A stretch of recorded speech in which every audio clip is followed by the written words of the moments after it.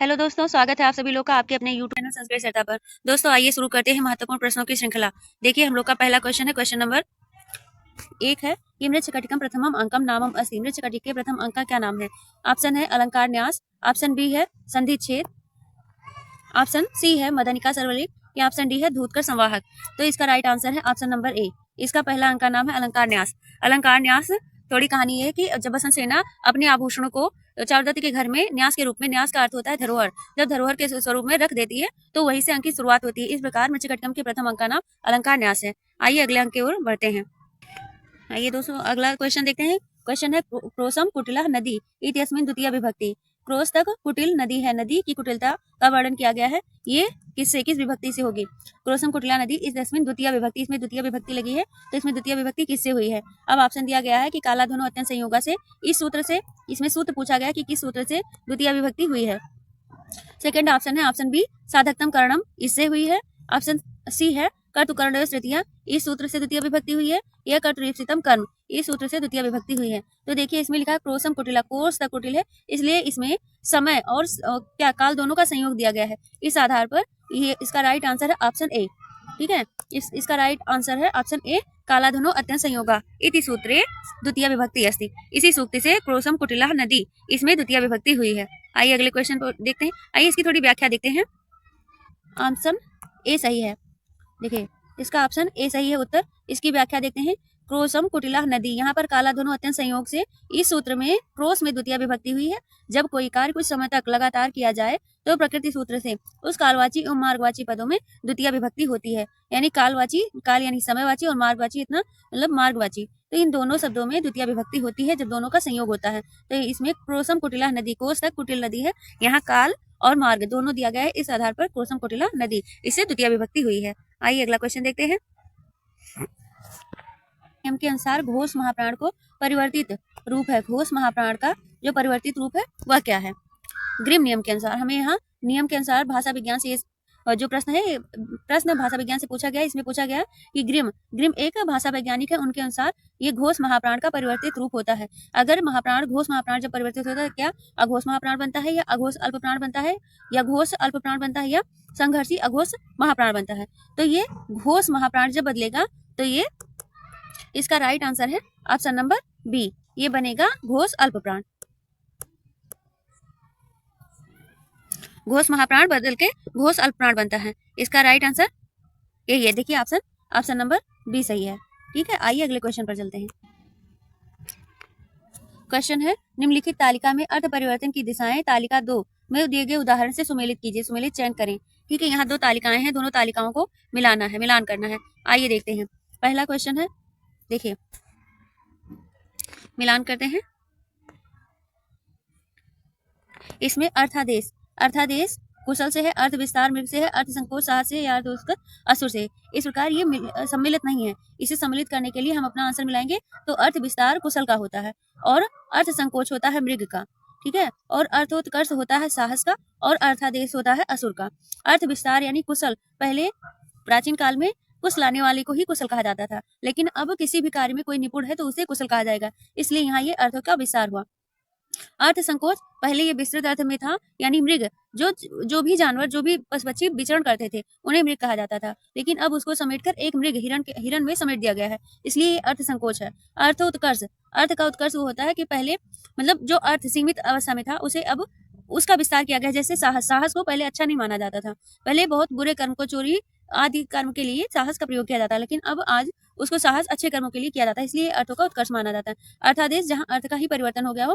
पहले असुर, असुर का अर्थ था प्राण देने वाला, इस प्रकार असुर कहते थे देवताओं को, वह देवता जो प्राण को प्रदान करते थे, इस प्रकार। लेकिन अब असुर का अर्थ होता है राक्षसों से लिया जाता है, इसलिए अर्थादेश अर्थ का ही स्वरूप बदल गया है। आइए अपना क्वेश्चन का आंसर मिलाते हैं। देखिए इस प्रकार से अर्थ विस्तार बी का पहला, तो यहाँ बी का ये है बी, ये सही है। राइट आंसर ऑप्शन बी सही है। देखते हैं इसके ऑप्शन। देखिए हमारा क्वेश्चन सही है, ये ऑप्शन यहाँ उत्तर दिया गया है, आप लोग मिला लीजिएगा। लक्षणे इति सूत्र की विभक्ति है, इसमें कौन सी विभक्ति है? ए प्रथमा विभक्ति है, बी तृतीया विभक्ति है, सी द्वितीय विभक्ति है, या डी चतुर्थी विभक्ति है। इत्थाभूत लक्षणम, जो लक्षण के स्वरूप को प्रकट करता है, तो उसमें कौन सी विभक्ति होती है? तो इस प्रकार हम लोग जानते हैं कि यहाँ ऑप्शन बी सही है, क्योंकि इत्थाभूत लक्षणी में तृतीया विभक्ति होती है। आइए अपना आंसर देखते हैं। इस प्रकार हमारा राइट आंसर है ऑप्शन नंबर बी। ठीक है, इसकी व्याख्या देखते हैं।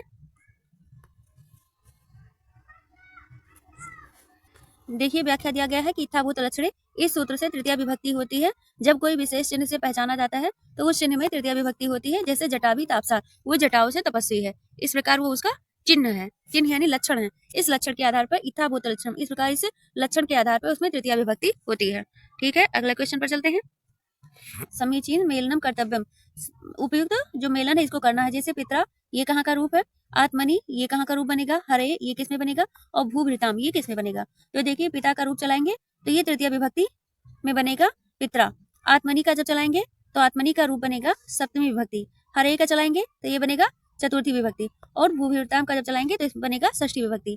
इस प्रकार हमारा मेलन करने पर देखिए पहला ए का तृतीया, ए का तीसरा, इस प्रकार राइट आंसर ऑप्शन ए है। चलिए इसकी व्याख्या देखते हैं। ये देखिए इसका राइट आंसर ऑप्शन सी सही है। और पित्रा ये तृतीया विभक्ति बनेगा, आत्मनि ये सप्तमी विभक्ति में बनेगा, हरे ये चतुर्थी विभक्ति में बनेगा और भूभृताम ये सप्तमी विभक्ति में बनेगा। नियमों का अध्ययन किया जाता है। ध्वनि, ध्वनि का नहीं, ध्वनि के नियमों का अध्ययन किया जाता है। ध्वनि के नियमों का अध्ययन कहाँ किया जाता है? देखिए इसमें दिया गया है ध्वनि के नियमों का अध्ययन किया जाता है। ऑप्शन है ऑप्शन नंबर ए अर्थ विचार के अंतर्गत, ऑप्शन नंबर 2 है ये रूप विचार के अंतर्गत, ऑप्शन नंबर सी है ध्वनि विचार के अंतर्गत, या ऑप्शन नंबर डी है लिपि के अंतर्गत। तो इसका राइट आंसर क्या है? क्या हम ध्वनि के नियमों का अर्थ विचार के अंतर्गत पढ़ेंगे, या रूप विचार के अंतर्गत पढ़ेंगे, या ध्वनि विचार के अंतर्गत पढ़ेंगे, या लिपि के अंतर्गत पढ़ेंगे? तो ध्वनि नियमों का हम जो अध्ययन किया जाता है ये ध्वनि विचार के अंतर्गत किया जाएगा। इस प्रकार राइट आंसर है ऑप्शन नंबर सी। ठीक है, ये कुछ छूट गया है, अच्छा नहीं सही है। ओदनम भुंजानो विषम भुंगते, ये उदाहरण किसका है? ओदन, ओदन होता है चावल, भुंजानो यानी खाना, विषम भुंगते साथ में विष खा लेता है। भोजन खाने के साथ साथ वो विष को भी ग्रहण कर लेता है। इस प्रकार ये किसका उदाहरण है? क्या ये अभियुक्त अर्थस्य का है, तथा युक्तम च अनिश्चितम का है, या अनुलक्षणे का है, या हेतु का है? ये किसमें है? तो देखिए ऑप्शन के आधार पर हम चलेंगे तो ऑप्शन को काटेंगे कैसे? देखिए सी ऑप्शन काटेंगे हेतु, हेतु का अर्थ कोई कारण बताएगा, यहाँ कारण नहीं, यहाँ डायरेक्ट खा लिया है। अनुलक्षणे, ये लक्षण बताएगा, यहाँ कोई लक्षण नहीं है। अभुक्त्यर्थ तथा तथा युक्तम च अनिश्चितम, ये दोनों क्वेश्चन में हमें कंफ्यूजन हो सकता है।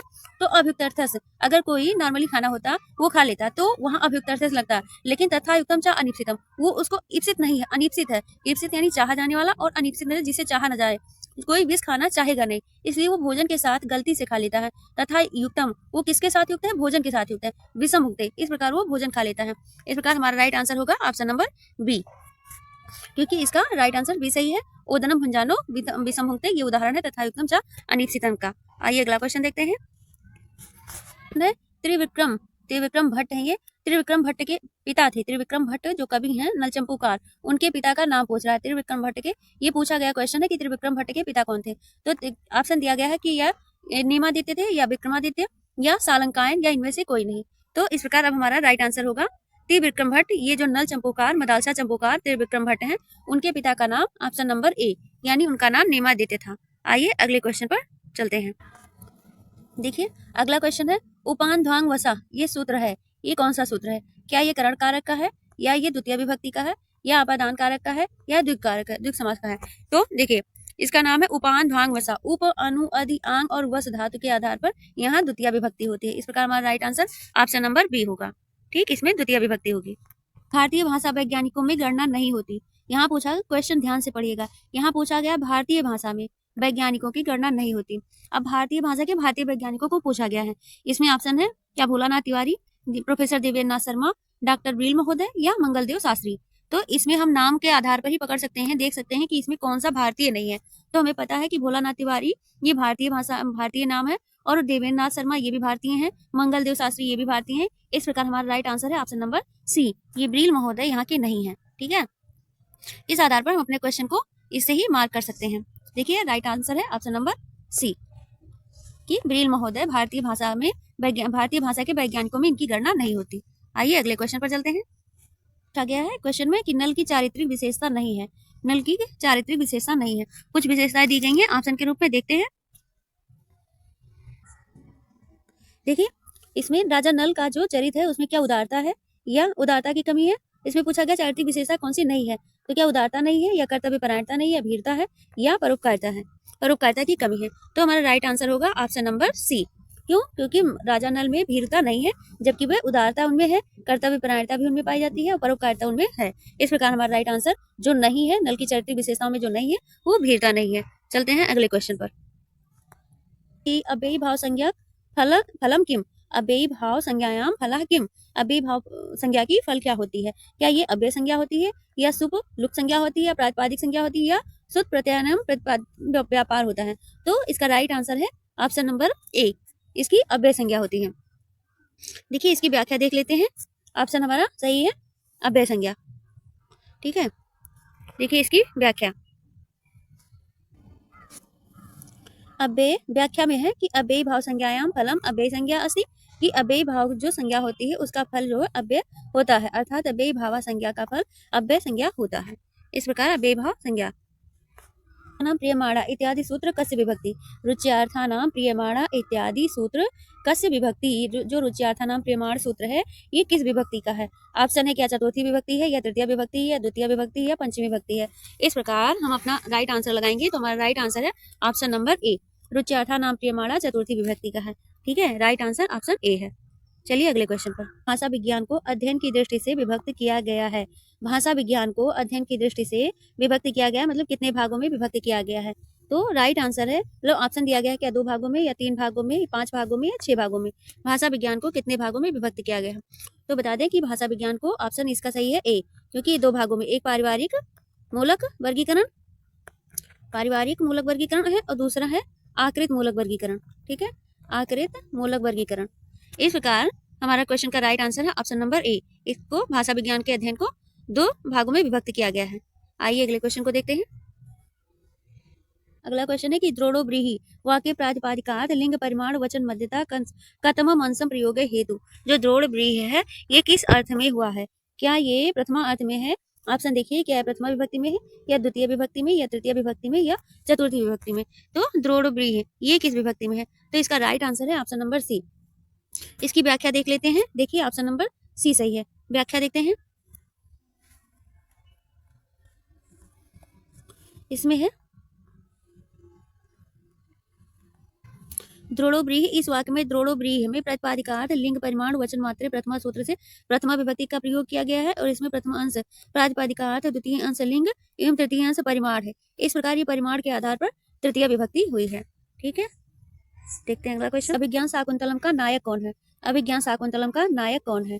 ऑप्शन है क्या ए दुष्यंत नायक है, ऑप्शन बी भरत नायक है, ऑप्शन सी सर्वदमन नायक है, ऑप्शन डी माधव नायक है। तो देखिए अभिज्ञान शाकुंतलम का नायक ऑप्शन नंबर ए सही है। इसमें राजा दुष्यंत इसके नायक है। सर्वदमन शकुंतला और दुष्यंत के पुत्र का नाम है, जो माता पिता के द्वारा प्रदत्त नाम है। बाद में इन्हीं का नाम भरत रखा गया, और माधव भी इनके विदूषक है। अभिज्ञान शाकुंतलम का माधव जो विदूषक जो है ये माधव है। ये भी क्वेश्चन पूछ लिया जाता है। तो इसका राइट आंसर है ऑप्शन नंबर ए, कि अभिज्ञान शाकुंतलम का जो नायक है वो नायक राजा दुष्यंत है। ठीक है, ये धीरोदात्त नायक है। देखिए राइट आंसर ऑप्शन नंबर ए है। आइए अगला क्वेश्चन देखते हैं। कौन सा स्वर है? ओ कौन सा स्वर है? क्या ये समृद्ध है? ऑप्शन नंबर ए है समृद्ध है, ऑप्शन बी है अर्ध समृद्ध है, ऑप्शन सी है विपरीत है, या ऑप्शन डी अर्ध विपरीत है। तो ओ कौन सा स्वर है? ठीक है, इसमें समृद्ध, अर्ध समृद्ध, विपरीत, अर्ध विपरीत ऑप्शन दिया गया है। इस प्रकार हमारा राइट आंसर है ऑप्शन नंबर बी, कि ओ अर्ध समृद्ध है। ए होता है तो अर्ध विपरीत होता है, और ओ है तो ये अर्ध समृद्ध है। ठीक है, ये भाषा विज्ञान का क्वेश्चन है। आइए अगले क्वेश्चन पर चलते हैं। कि कर्मणा यम अभिप्रेत सो अस्ति, जो कर्म से अभिप्रेत होता है उसकी क्या होती है? क्या कर्म संज्ञा होती है, अपादान होती है, संप्रदान होती है, अथवा करण होता है? तो इसमें से कौन सा कारक होता है? देखिए कर्मणा, जिसको सूत्र याद होगा बड़ी आसानी से हो जाएगा, क्योंकि एक ही सूत्र में दिया होता है कर्मणा यम अभिप्रेत सो अभि संप्रदानम। इस प्रकार हमारा राइट आंसर है ऑप्शन नंबर सी, कर्म से जो अभिप्रेत होता है उसे उसकी संप्रदान संज्ञा होती है। ठीक है, चलते हैं अगले क्वेश्चन पर। आइए इसकी व्याख्या देख लेते हैं। व्याख्या में दिया गया है कि कर्मणा यम अभिप्रेति सो अभिसंप्रदानम होता है, वह संप्रदान होता है, अर्थात कर्ता अपनी दान क्रिया के द्वारा जिसको सबसे अधिक संतुष्ट करना चाहता है उसकी संप्रदान संज्ञा होती है। जैसे एग्जाम्पल दिया गया है कि राजा विप्राय गाम ददाति, नृपः विप्राय गाम ददाति। विप्राय में चतुर्थी हुई है, गाम ददाति गाय को देता है, इस प्रकार इसमें संप्रदान लग के चतुर्थी विभक्ति हुई है। यहाँ पर राजा अपनी दान क्रिया से विप्र को संतुष्ट करता है, अतः विप्र की कर्मणा कर्म के द्वारा यम अभिप्रेत जिसे अभिप्रेत करता है उसकी सा संप्रदानम जिससे अभिप्रेत राजा विप्र को यानी ब्राह्मण को अभिप्रेत करता है, संतुष्ट करता है, उसे सम्मुख मान के उसी को दान देता है, तो उसकी संप्रदान संज्ञा होती है। सूत्र से संप्रदान संज्ञा होती है। चतुर्थी संप्रदान सूत्र से चतुर्थी विभक्ति होकर विप्राय बना। यहाँ विभक्ति लगाने के लिए चतुर्थी संप्रदान सूत्र बनता है, इससे विप्राय बना है। विप्र में लगा तो ये विप्राय हुआ। आइए अगले क्वेश्चन पर चलते हैं। ये त्रिविक्रम भट्ट वही नल चंपूकार किस राजा के अधीनस्थ कवि थे? त्रिविक्रम कवि जो त्रिविक्रम भट्ट हैं, त्रिविक्रम भट्ट कवि किस राजा के अधीनस्थ कवि थे? ऑप्शन है क्या ये सुंदरमणि के, या ऑप्शन बी है इंद्रराज तृतीय के, ऑप्शन सी है रघुराज के, या ऑप्शन डी है इनमें से कोई नहीं। तो आप लोग बताइएगा कि त्रिविक्रम भट्ट जो है किसके अधीनस्थ कवि थे? तो हमारा राइट आंसर है ऑप्शन नंबर बी। ठीक है, महाकवि त्रिविक्रम भट्ट नल चंपोकार मदालसा चंपोकार जो कवि हैं त्रिविक्रम भट्ट, ये इंद्रराज तृतीय के सभा के राजकवि थे। ठीक है, आइए अगले क्वेश्चन पर चलते हैं। क्वेश्चन भाषा विज्ञान से है। इसमें पूछा गया है ए कौन सा स्वर है? क्या ये अर्ध विवृत है, या विवृत है, या समृत है, या अर्ध समृत है? तो जो ओ था ओ अर्ध समृत था। ठीक है, और जो ए कार है ए है ये है अर्ध विवृत, इसकी गिनती विवृत में की जाती है। इस प्रकार ए को अर्ध विवृत कहा गया है। राइट आंसर है ऑप्शन नंबर ए। देखिएगा राइट आंसर है ऑप्शन नंबर ए, अर्ध विवृत। ए स्वर अर्ध विवृत है। चा भावेन भाव लक्षणम, ये सूत्र से कौन सा कारक बनेगा? ये कौन से कारक में आता है? जैसे करण कारक option number A, option number B संप्रदान कारक, ऑप्शन नंबर सी अधिकरण, या डी अपादान कारक। यस्य चा भावेन भाव लक्षणम, इस सूत्र से कौन सा कारक बनता है? तो देखिए इसका ऑप्शन नंबर शो हो रहा है, ये ऑप्शन सी है, अधिकरण यानी सप्तमी बनता है। इसका एक बहुत ही जो कहते हैं कि बहुत ही है कि गोस दुहमानास गता, गाय के दूहते हुए वो गया। उदाहरण दिया जाता है गोस दुहमानास गता, गायों के दुहा जाने पर वह चला गया। इस प्रकार एक क्रिया हो जाती है, हो रही होती है, उसी के बाद दूसरी क्रियाएं जब प्रदर्शित की जाती हैं तो वहां होता है यस्य चा भावेन भाव लक्षणम होता है। इससे अधिकरण कारक यानी सप्तमी विभक्ति बनती है। ठीक है, इसका उदाहरण क्या है? गोस दुहमानास गता। आइए अगला क्वेश्चन देखते हैं। ग्रासमान के अनुसार दधामी, ठीक है, ग्रासमान ये एक वैज्ञानिक भाषा वैज्ञानिक है ग्रासमान। ग्रासमान के नियम के अनुसार संस्कृत में जो दधामी बनता है ये मूल भारूपी रूप में क्या रहा होगा? क्या ये दधामी बनता है, धामी बनता है, या दाधामी बनता है, या ददामी बनता है, या इनमें से कोई नहीं? तो देखिए जो ग्रासमान है ये भारतीय मतलब ये वैज्ञानिक है, भाषा वैज्ञानिक है। इनके कथनानुसार ये जो मूल भारूपीय भाषा बनती है ये दधामी बनता है। ये महाप्राण होता है पहला अक्षर, ये महाप्राण, दूसरा अक्षर भी महाप्राण होता है, जबकि जो मूल भारूपीय है इसमें पहला अक्षर अल्प प्राण होता है, दूसरा अक्षर महाप्राण होता है। इस आधार पर ये ग्रासमान महोदय के अनुसार रहा होगा दधामी। ठीक है, याद रखिएगा। चलिए अगले क्वेश्चन पर चलते हैं। इसमें दिया गया है कि याच धातु के योग में केवल का कारकम उत्तम एक में हो। याच धातु से कौन सा कारक बनता है? केवल एक कारक बनता है, वो कौन सा है? क्या अपादान कारक है, या अधिकरण कारक है, या कर्ता कारक है, या कर्म कारक है? तो याच धातु से बनने वाला कारक राइट आंसर है ऑप्शन नंबर डी। याच धातु से क्या बनता है? कर्म बनता है। आइए इसकी व्याख्या देखते हैं। क्या गया है? याच धातु के योग में कर्म कारक का प्रयोग होता है कथनचित। इसका सूत्र ही अकथित ये मतलब ये होता है। इसकी 16 द्विकर्मक धातुएं होती है। दुह याच पच दंड रुद्र पृच्छ ची ब्रू सास जी मत मुस नि कृस वह, ये 16 धातुएं होती हैं। अकथितंच होता है, इसमें द्वितीय विभक्ति होती है। इसमें याच दुह के बाद याच होता है। याच धातु का उदाहरण होता है बलिम याच से वसुधाम। इस प्रकार की जो याच होती है इसमें कर्म कारक होता है। ठीक है, अगला क्वेश्चन देखते हैं। मृच्छ कटिकम में अंक है। मृच्छ कटिकम है ऑप्शन बी 8 अंक है, ऑप्शन सी 10 अंक है, ऑप्शन डी 7 अंक है। तो देखिए मृच्छ कटिकम जो है एक प्रकरण ग्रंथ है। मृच्छ कटिकम एक प्रकरण ग्रंथ है और प्रकरण ग्रंथ में अंकों की संख्या 10 होती है। ठीक है, इस आधार पर अंकों की संख्या 10 है। मृच्छ कटिकम में 10 अंक पाए जाते हैं। इसकी नायिका बसंत सेना है और नायक चारुदत्त है। ठीक है, आगे चलते हैं। राजा नल का महामंत्री था। रिक्त स्थान की पूर्ति कीजिए। इसमें क्या जो राजा नल का महामंत्री था उसका नाम, पहली बात आप लोग याद रखिएगा कि इसका नाम श्रुतिशील था, नाम भी पूछ लिया गया है। इस प्रकार राजा नल का जो महामंत्री था इसका ये था क्या? महामंत्री था। ये कैसा था? क्या है? महाधनी था, अहंकारी था, या चतुर था, या प्राणसन था? तो इसका राइट आंसर है ऑप्शन नंबर बी यहाँ आ गया है, इसलिए इसका राइट आंसर है ऑप्शन नंबर बी, ये चतुर था। ठीक है, राजा नल इसी के ऊपर अपना राज्य का कार्यभार सौंप कर ही निकल जाते हैं वन विहार के लिए। ठीक है, इसलिए इस प्रकार हमारा right answer option number B, वो चतुर्था कौन? श्रुतिशील राजा नल का महामंत्री। ठीक है, उनके मत में निम्न जर्मनी में, जो निम्न जर्मनी है वहाँ THREE बनता है। ठीक है, इसका उच्च जर्मनी में परिवर्तित रूप पूछा है। ग्रिम मत के अनुसार जो निम्न जर्मनी में 3 बनता है, उसका उच्च जर्मनी में परिवर्तित रूप क्या बनेगा? उच्च जर्मनी में पूछा है, क्या उसका DREE बनेगा, या THREI बनेगा, या THRI बनेगा, या DREI बनेगा? तो इसका राइट आंसर है ऑप्शन नंबर डी, इसका DREI बनेगा। ये THREE है, 3 है, और यहाँ DREI है। ठीक है, इसका राइट आंसर आप लोग देखिए, इसका राइट आंसर है option number D, DREI, THREE, DREI। उच्च जर्मन में बनेगा, ये निम्न जर्मन में THREE बनता है, उच्च जर्मन में बनेगा DREI। ठीक है, क्वेश्चन की यह क्रिया क्रिया अंतरम लक्ष्यते तथा विभक्ति साथ, ये क्वेश्चन पहले ऊपर पूछा जा चुका है। ये था यश भावेन भाव लक्षण, उसी का ये परिवर्तित नाम दिया गया है कि यश क्रिया, जो क्रिया बीत चुकी होती है उसकी क्रिया के एक क्रिया होती है, उसके बाद एक क्रिया होने लगती है, उसकी क्रिया अंतर क्रिया के बाद में लक्ष्यते सा विभक्ति, वो कौन सी विभक्ति होती है? तो इस प्रकार हम लोग को पता है कि उसमें सप्तमी विभक्ति होती है। यश क्रिया क्रिया अंतरम लक्ष्यते सा सप्तमी साथ। ठीक है, राइट आंसर हमारा है ऑप्शन नंबर ए, इसमें सप्तमी विभक्ति होती है। यश क्रिया क्रिया अंतरम लक्ष्यते। क्वेश्चन है, त्रिविक्रम भट्ट की रचना है, क्या जीवनधर चंपू है, या रामायण चंपू है, भागवत चंपू है, या मदालसा चंपू है? तो हमारा राइट आंसर है ऑप्शन नंबर डी, ये मदालसा चंपू है। नल चंपू और मदालसा चंपू, ये त्रिविक्रम भट्ट की दो चंपू ग्रंथ की रचनाएं हैं। वैज्ञानिक अध्ययन है, भाषा का जो वैज्ञानिक अध्ययन किया जाता है वो पूछा जा रहा है कि ये कौन सा अध्ययन है, किस काल की देन है, क्या प्राचीन काल की देन है, या मध्यकाल की देन है, या आधुनिक काल की देन है, अथवा इनमें से कोई नहीं। भाषा विज्ञान का अध्ययन कब से किया जा रहा है?